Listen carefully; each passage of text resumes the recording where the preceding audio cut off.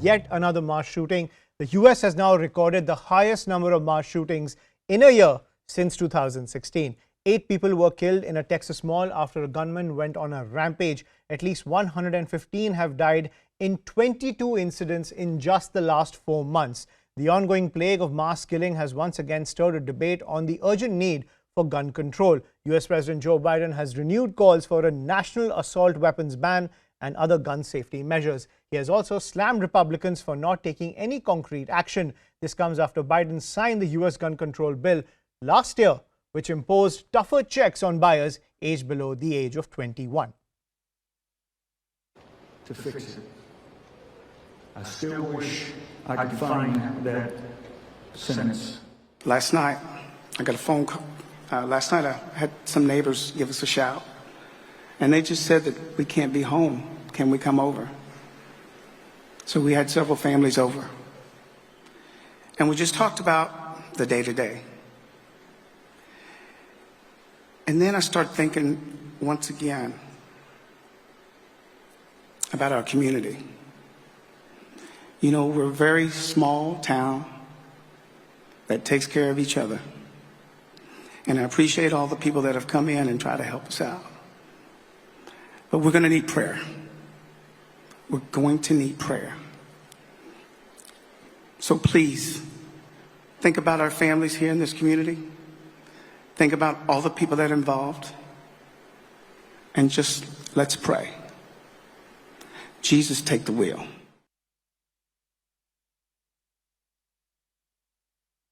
And this is what Joe Biden had to say when it comes to this tragedy that has emanated from Texas. This has to end. It's a national embarrassment. It is a national embarrassment what's going on.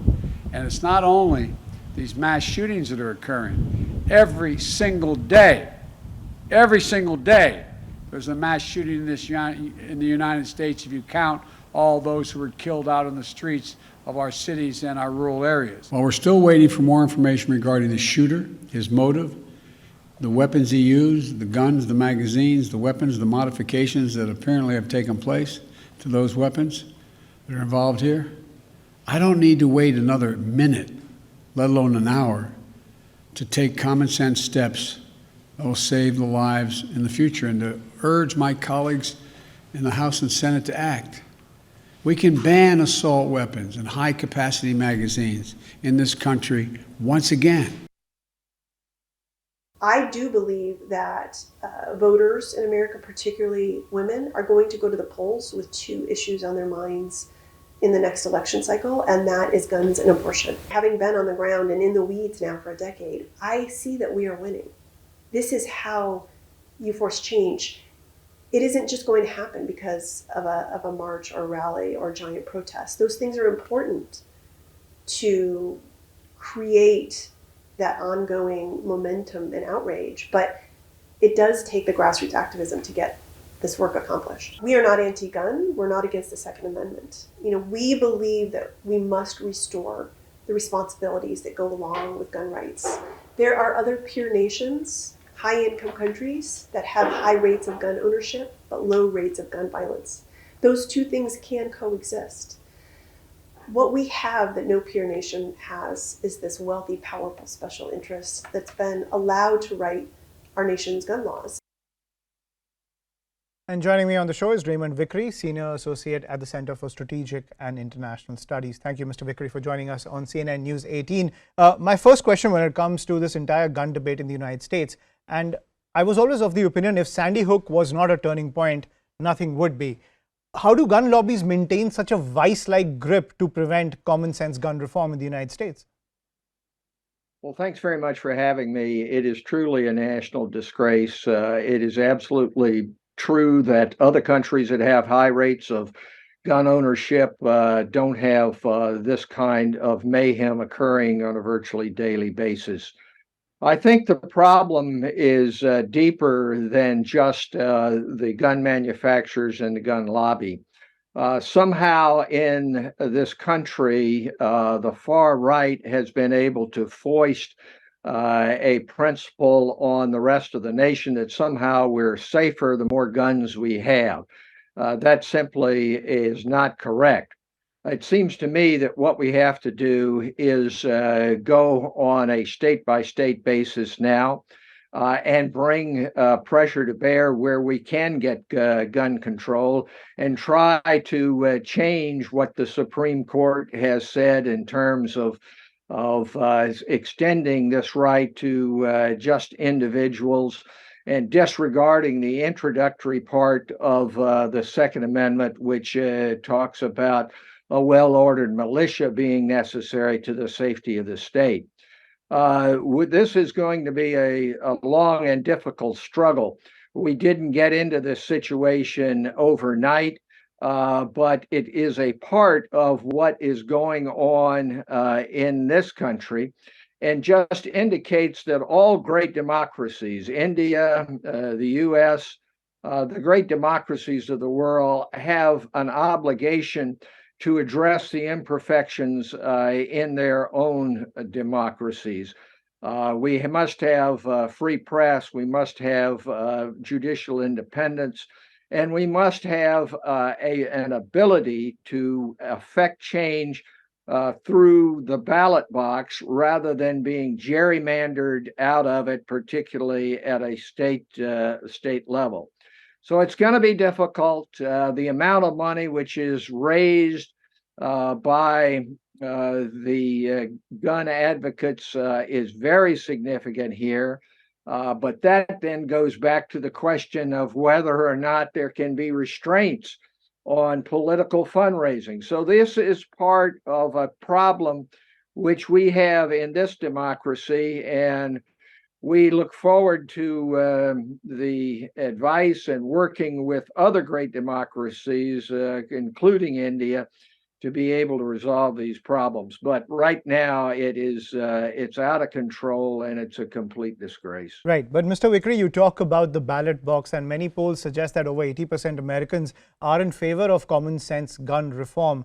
Given that, why doesn't this issue become an election mover? Because this affects Democrats and Republicans both.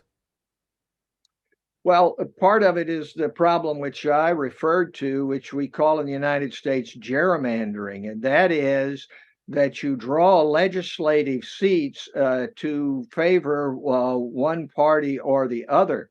And what we have seen, particularly in states like North Carolina, Texas, and other places, is that the more liberal voters are gerrymandered out at a state level. We, like India, of course, are a federal democracy. And so that is a major problem. And there is now a case going forward to the Supreme Court to see whether or not there can be restraints put on these drawing of the districts.